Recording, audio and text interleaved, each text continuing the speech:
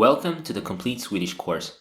This intro is about 1 minute long, so I hope you stick around as we explain the most important things to consider. You're going to learn how to form your own sentences, understand the core of the Swedish language, and learn how to express yourself in the present, the past, and the future, and everything in between.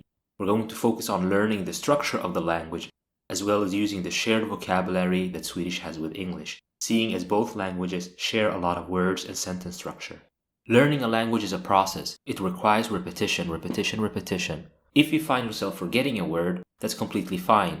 We're not focusing on raw memorization, but instead on immersion, repetition, and an active participation. You'll notice that the more we repeat a word, the easier it will be to permanently remember its meaning. Also, you'll continuously be asked questions.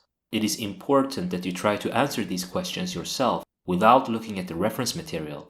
If you need more time, you can always pause or simply replay the lessons again. If you prefer to simply listen to the lessons, that is fine, as the course has been designed to work by simply listening to the material.